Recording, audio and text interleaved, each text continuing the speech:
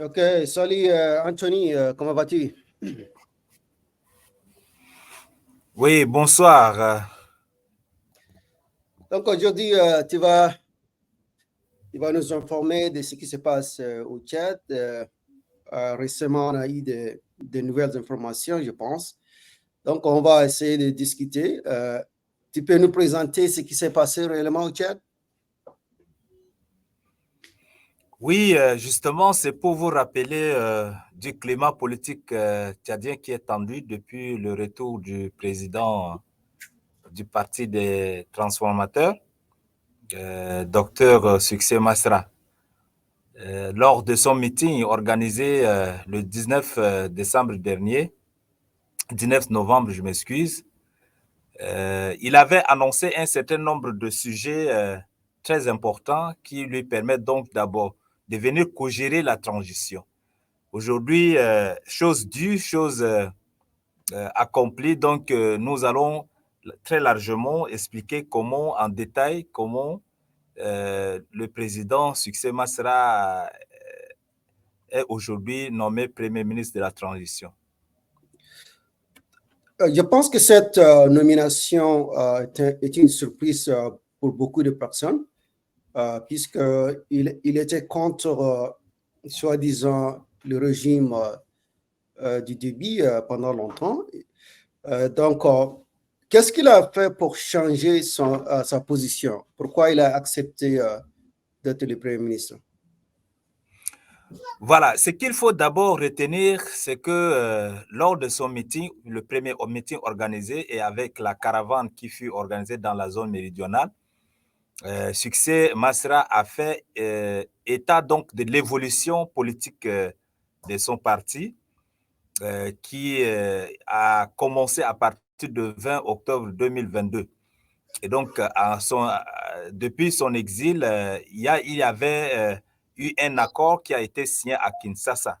Et cet accord-là, dont le contenu n'a pas été révélé, et c'est cet accord qui lui a permis donc de rentrer et décider donc de bâtir ensemble avec les principaux acteurs de la transition pour atterrir à l'aéroport de la démocratie selon lui. Et donc, ce qu'il faut retenir, c'est que c'est vrai, le poste de Premier ministre lui a été suggéré maintes reprises depuis le temps du maréchal, paix à son âme. Et après le décès de maréchal, la transition a été mise en place, qui a d'abord, dans un premier temps, recouru à succès d'être acteur également de cette transition. C'est qu'il n'a pas, il a décliné cette offre parce que pour lui, euh, l'offre contient un certain produit toxique qu'il ne faut pas facilement accepter et y avaler. Donc, le temps est arrivé où il est venu signer l'accord de Kinshasa, dont le contenu n'a pas été révélé, je répète. Et c'est grâce à cet accord qu'il a vu les garde-fous qui ont été posés. Et il faut aussi, comme l'adage contemporain dit, il faut verser aussi un peu de l'eau dans son vin. Donc, avec un esprit de réconciliation, il a décidé de signer l'accord et rentrer pour co-gérer la transition ensemble. Donc, la question que je voudrais savoir, pendant la règne du maréchal, est-ce qu'il avait eu une proposition pour être dans la primature ou pour être nommé quelque part? Oui, justement, ça, il faut le dire clairement parce qu'il y avait, vous devez sans ignorer que, si je me rappelle, légèrement avant les élections présidentielles de 2021, il y avait eu une rencontre entre le président Feu Maréchal et le président du Parti des transformateurs. Et ce qu'il faut savoir, c'est que lors de leur rencontre, un certain nombre de sujets importants ont été abordés. Ces sujets sur lesquels il était posé également le problème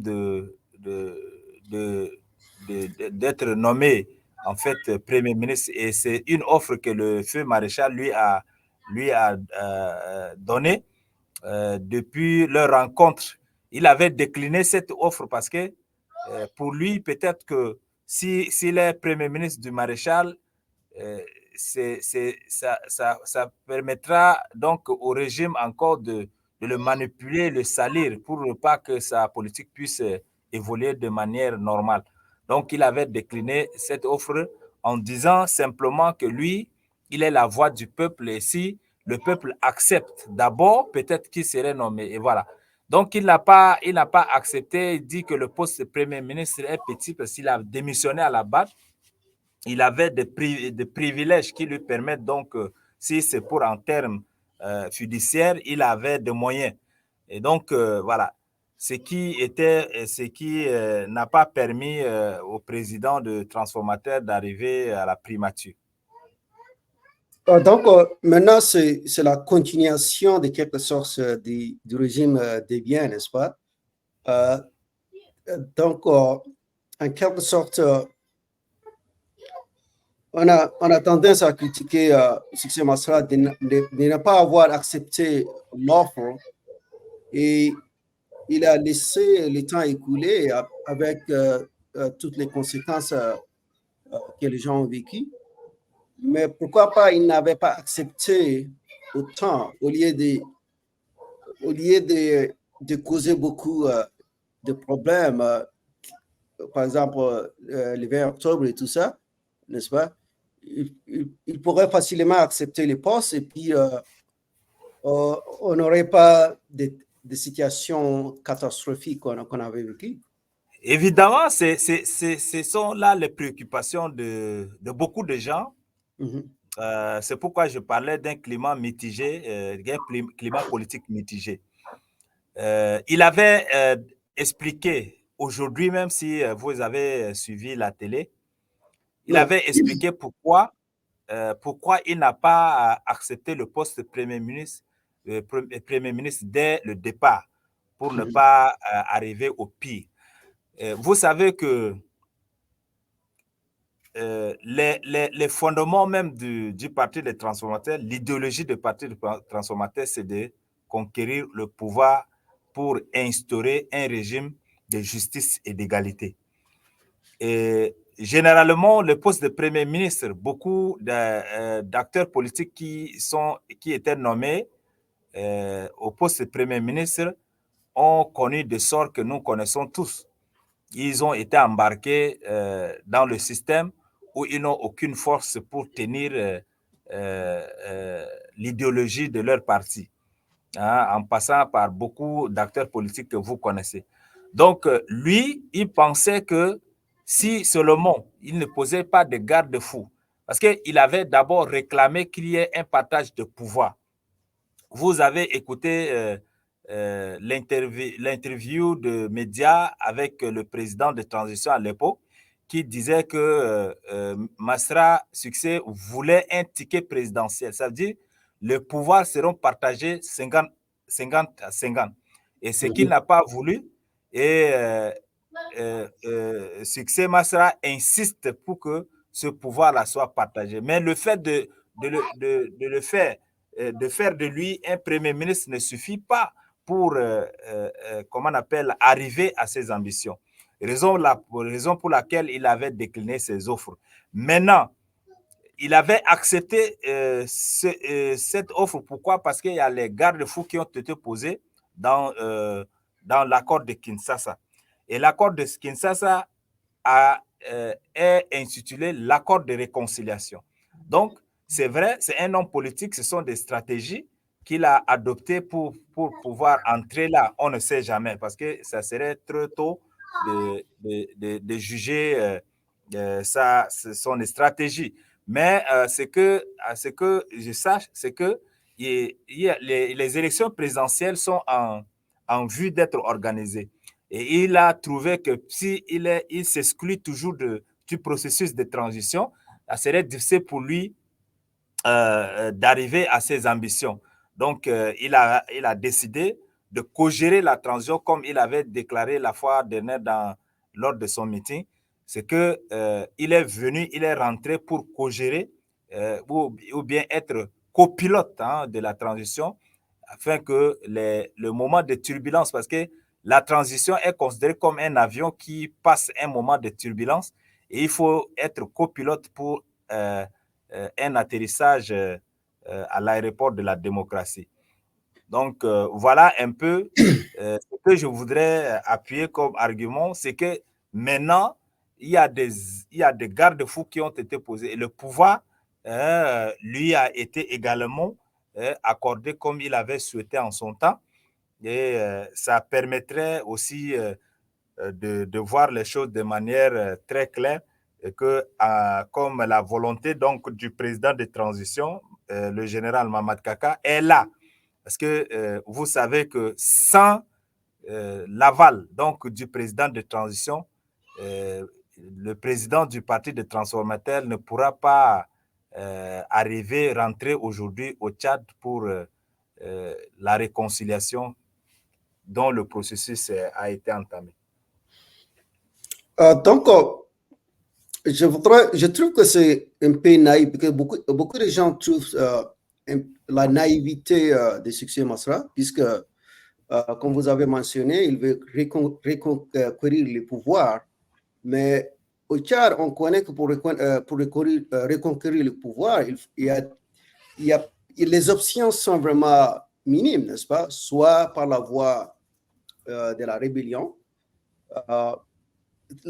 Il semblerait que c'est la seule voie pour recourir les pouvoirs, n'est-ce pas? Mais je trouve qu'il était naïf de croire de reconquérir les pouvoirs par une voie démocratique. Est-ce que j'ai tort de dire ça? Bon, vous n'avez pas tort, c'est aussi votre point de vue, c'est votre analyse, mais il faut comprendre ici, nous sommes au XXe siècle, au XXIe siècle, dont la maturité politique, la jeunesse émerge avec des idées innovatrices. Donc, ce n'est pas les méthodes traditionnelles pour arriver au pouvoir qui comptent de nos jours. Hein. Ça, il faut le reconnaître. C'est vrai, le Tchad a connu des guerres, a connu des rébellions. Mais si on vous dit clairement que ces rébellions n'ont pas aussi abouti à quelque chose de grand, hein, mis à part la rébellion de Hissène Habré et Déby, parce que les gens ont toujours fait recours aux armes pour entrer en brousse, combattre le régime. Ils n'ont pas fait grand-chose. Donc, il est temps que la jeunesse tchadienne décide de conquérir le pouvoir de manière démocratique, parce que le langage des armes n'est plus d'actualité. Ça, vous pouvez convenir aussi avec moi. Et nous, les Tchadiens, d'une manière générale, encouragent le président Masra parce que lui, il a emprunté la voie de la démocratie et c'est déjà quelque chose qu'il faut aussi copier.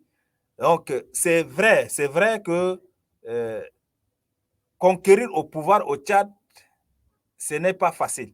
Mais on espère qu'avec la maturité politique et la volonté de réconciliation pour éviter la fusion de sang des Tchadiens, je crois que le président de transition a bien décidé pour qu'ensemble, avec son frère, le docteur Masra Succès, puisse construire ce pays sur un fondement de réconciliation.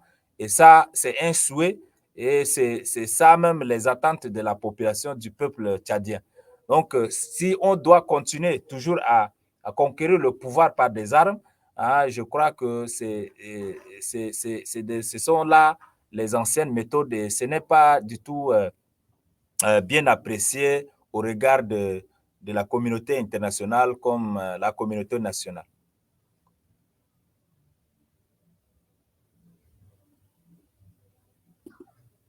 J'ai toujours favorisé l'inclusion du Succès Masra, de son parti, dans le gouvernement, puisque c'est pour la première fois au Tchad, un parti politique a fait tant des impacts sur la scène politique. C'est du jamais vu, n'est-ce pas? Succès Masra, personnellement, c'est quelqu'un qui est dynamique, quelqu'un qui est jeune. Il a beaucoup d'idées innovatrices, n'est-ce pas?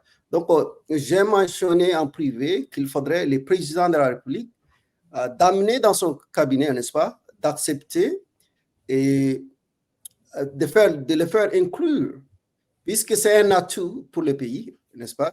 Et puis, c'est beaucoup plus une stratégie politique, n'est-ce pas? Sinon, ça serait beaucoup plus grave, puisque Succès Masra a un support immense, surtout dans le sud du pays, n'est-ce pas?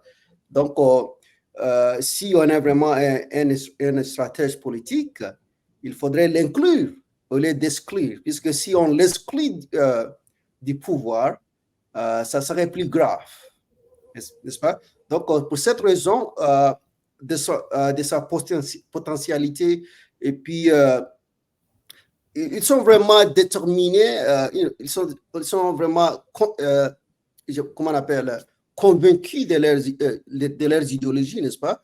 Et puis, ils sont vraiment de manière très organisée veulent conquérir le pouvoir. C'est vraiment, c'est impeccable. C'est le moins qu'on peut le dire, n'est-ce pas? Donc, pour moi, ça serait une bonne idée de l'avoir dans le gouvernement au lieu de l'exclure. D'accord? Donc, pour le moment, quelle est la responsabilité? Puisque Succès Masra veut changer beaucoup de choses, est-ce qu'il a le pouvoir, n'est-ce pas? Est-ce qu'il a les mains libres de transformer, de mettre en pratique ces idéaux? Voilà, répondre à cette question, ça serait encore très tôt, comme je disais, pour dire qu'est-ce que le Premier ministre a les mains libres ou non.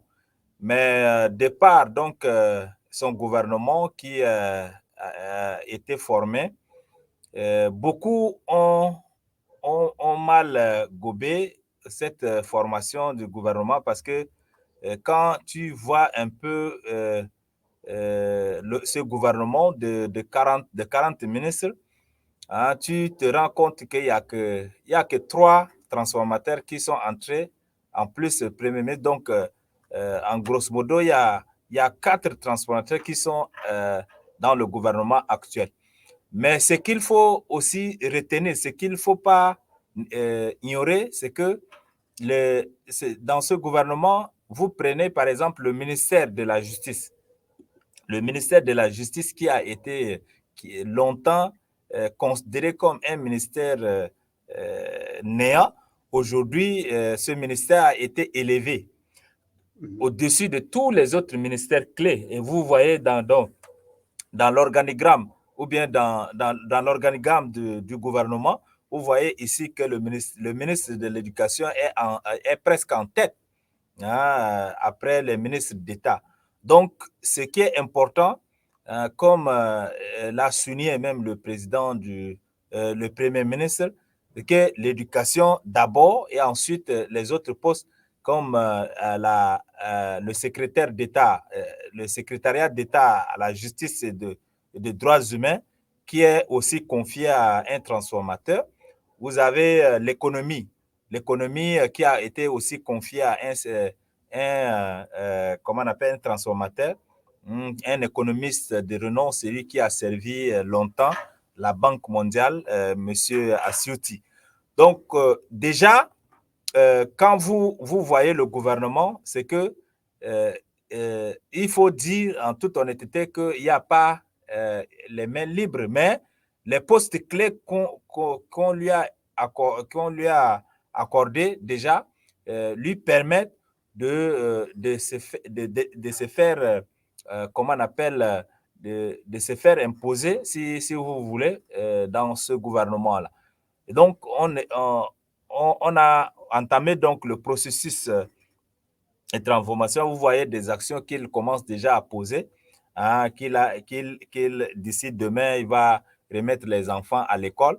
Et comme il avait dit lors de sa déclaration, et ensuite, ils vont s'asseoir pour négocier. Donc, il se pourrait qu'éventuellement, dans les jours à venir, ils vont lui permettre encore certains portefeuilles ministériels pour lui Ok, permettre de en ce qui faire concerne, correctement son travail, on ne sait jamais. en ce qui concerne son rôle, Mm. selon la constitution tchadienne, quel est le rôle du Premier ministre?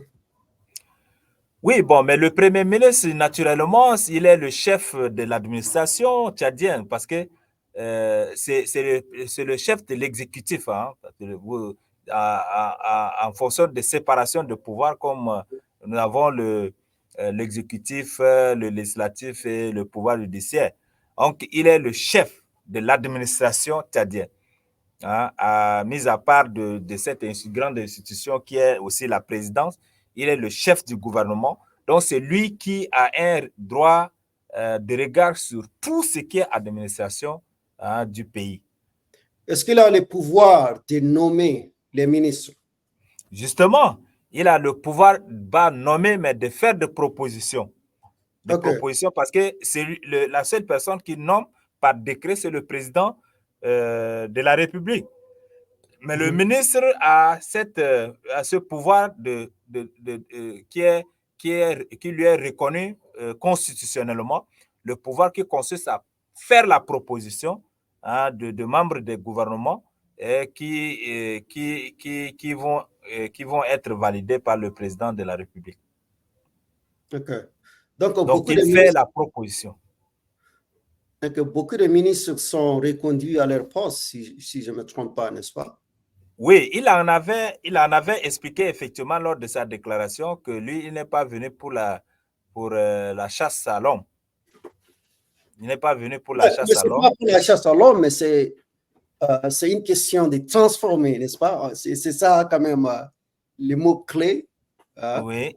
C'est de transformer les systèmes et puis peut-être d'injecter une nouvelle oxygène. Oui, mais quand vous dites transformation, cela ne veut dire pas l'exclusion. Transformation, c'est-à-dire ce qui existait là, qu'il faut transformer. Donc, c'est vrai que les ministres étaient déjà en place. Donc, il faut venir transformer leur mentalité. Il faut transformer leurs compétences en matière de la gestion du pays. Donc, il est dans la logique effectivement de garder le gouvernement s'il le peut, de garder ces membres du gouvernement et commencer déjà à travailler avec eux pour mieux les connaître également. Comme il avait dit, il faut travailler avec ceux qui étaient là sur place et pour voir qui est compétent pour évoluer avec lui, qui ne l'est pas. Donc, il est dans sa logique, c'est aussi sa manière de voir les choses. On ne peut pas lui dire ou bien lui communiquer quoi que ce soit par rapport aux membres du gouvernement. Donc, c'est sa position. Lui dit il est venu pour travailler tous les Tchadiens et ses membres du gouvernement sont des Tchadiens. Il faut qu'il travaille avec eux. Et au fur et à mesure, ceux qui seront compétents, il va toujours continuer à travailler avec eux. Ceux qui sont là comme des opportunistes, il ne pourrait pas aussi évoluer avec eux. Ok, je vois. Donc, quelle est sa vision en tant que Premier ministre? Est-ce qu'il a exprimé sa vision en tant que Premier ministre? Voilà. Ça aussi, j'ai dit, ça serait très tôt de vous dire clairement sa vision parce que sa vision serait dans le plan d'action ou bien le plan d'action du gouvernement. Et donc, ça, il faut attendre peut-être quelques jours d'ici demain ou lendemain. Et quand il va se présenter au niveau de l'Assemblée, CNT qui fait office à l'Assemblée générale, l'Assemblée nationale, je m'excuse, au niveau du Conseil national de transition. Donc, certainement, selon les pratiques, hein, les pratiques constitutionnelles propres au Tchad, c'est qu'à chaque fois, quand un ministre est nommé, il doit se présenter, il doit passer devant les députés pour le vote de censure ou bien de motion. Et donc, certainement, il va venir devant ses conseillers avec un plan d'action. Donc, dans ce plan d'action, il y aura, comment on appelle, c'est dans ce plan d'action qu'il va exprimer sa politique gouvernementale. Et là, ça va nous permettre de connaître sa vision politique gouvernementale. Mais aujourd'hui, il n'a pas encore dénoncé, il ne s'est pas encore exprimé sur sa vision. Donc, nous l'attendons pour voir comment ça va se passer. Donc, je voudrais clarifier quelque chose. Ma position, c'est que les partis transformateurs, c'est un atout, n'est-ce pas? C'est un atout et il faudrait qu'on inclue dans le gouvernement pour vraiment transformer certaines choses, n'est-ce pas?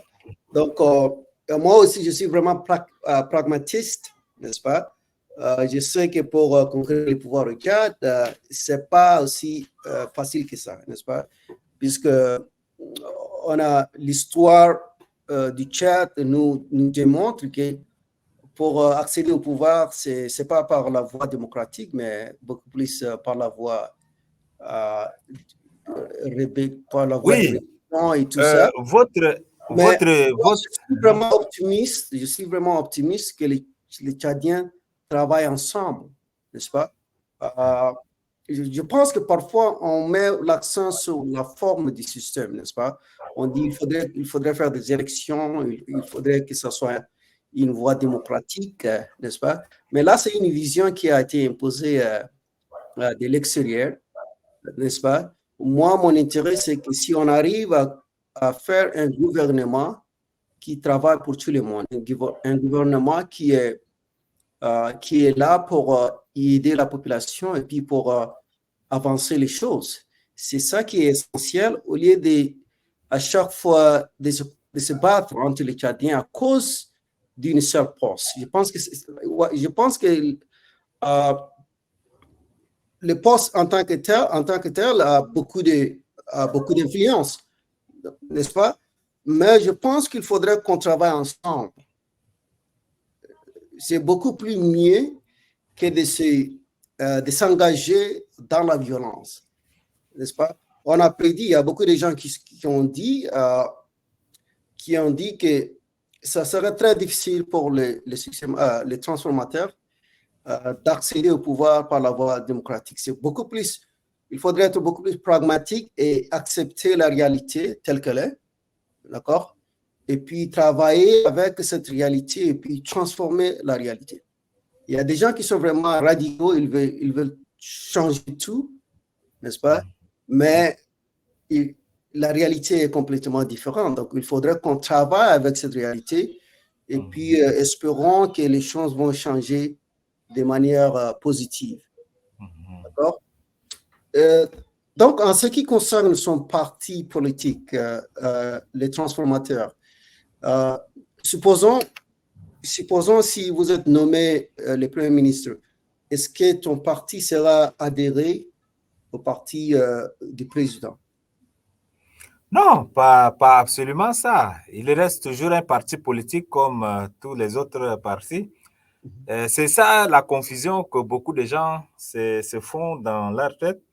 Parce qu'ils croient que c'est une sorte de ralliement quand il accepte le poste de Premier ministre. Ça veut dire que naturellement, il se rallie au parti au régime qui est au pouvoir. Non, son parti reste un parti politique. Maintenant, la question qu'on doit se poser peut-être pour faire un peu une appréciation par rapport à l'acceptation de ce poste, et que beaucoup de Tchadiens se demandent s'ils pourraient se présenter aux élections. Oui, c'est la question que je voudrais vous demander. Voilà, est-ce qu'il pourra se présenter aux élections? Mais ce que vous devez savoir est que cette transition, la deuxième phase de transition a été entamée suite au dialogue, le DENI, dialogue national inclusif. Et ce dialogue a accouché ce qu'on appelle les résolutions. Les résolutions ont fait état de beaucoup de choses que vous devrez vous renseigner aussi pour le savoir, et avec le projet de constitution. Voilà, le projet de constitution a été validé aujourd'hui comment on appelle, le référendum est venu complètement l'adopter comme la constitution actuelle. Et dans cette constitution, il a été clairement dit que les membres tout tchadiens, non exclus, hein, tout tchadien est habilité à se présenter aux élections, qu'il soit dans la transition ou non. Ça, c'est la Constitution qui a dit. Donc, aujourd'hui, s'il faut le dire clairement, le Premier ministre, le président du Parti des transformateurs, tout comme le président de transition, peuvent se présenter aux élections. Ça, selon notre Constitution. Mais Ok. s'il faut se référer, par exemple, aux chartes de l'OIA, hein, de l'Organisation des États africains, c'est que il y a l'article 37, si j'ai une bonne mémoire, de cette charte, exclut tout membre du gouvernement de transition de se présenter aux élections. Donc, la question est de savoir est-ce qu'il faut tenir, plutôt prendre en compte cette charte de l'IA ou bien la constitution tchadienne. Voilà les interrogations qui restent à. Mais jusqu'à là, personne ne s'est prononcé par rapport à. Ok, attendez une seconde là. Donc, si je ne me trompe pas, il est dit quelque part que si tu es parmi, si tu fais la transition, tu ne seras pas présenté aux élections. Oui, Est-ce que ça d'après la charte de l'UA. Ok, Vous savez que l'UA travaille et fonctionne avec une charte, non? ok. Donc, cette charte a été ratifiée par beaucoup d'États africains, y compris le Tchad, qui a ratifié cette charte. C'est ce que le président de Transformateur évoquait à l'époque, souvent pour dire que non, tout membre du gouvernement ne doit pas se présenter aux élections. Mais Mais, comme le dialogue est venu faire un revirement en quelque sorte de texte de base, on se dit que la Constitution aujourd'hui, qui est même la loi fondamentale du pays, accepte que tout membre du gouvernement est habilité donc à se présenter aux élections. Donc, naturellement, le président de transition, tout comme le Premier ministre, peuvent se présenter aux élections. Donc, ça, c'est la Constitution qui les autorise. Non, ce ne sont pas eux. ok. Ouais. Donc, ce qui veut dire que le Tchad ne respecte pas la charte de l'OIA. Est-ce que c'est Évidemment, dire ça? évidemment. Donc, il sera présenté aux élections, mais quelle est la date des élections tchadiennes? Bon, le calendrier n'a pas été clairement publié de manière précise, mais on suppose comme les élections doivent passer avant la fin de l'année 2024. Donc, on a supposé, bon, pour finir, la troisième phase de transition s'achève le 19 octobre. Donc, le gouvernement a un défi. Le défi consiste à faire quoi? Ce défi-là consiste à organiser les élections avant le 19 octobre. Donc, probablement, on suppose que les élections présidentielles doivent avoir lieu le 8 octobre, entre 8 octobre et mai. Donc, ce qui est sûr, toutes les possibilités sont déjà disponibles pour que ces élections aient lieu. Pourquoi je dis cela? Parce que vous savez que les partenaires internationaux, ceux qui financent généralement les élections, ceux-là ont influencé beaucoup plus sur le retour du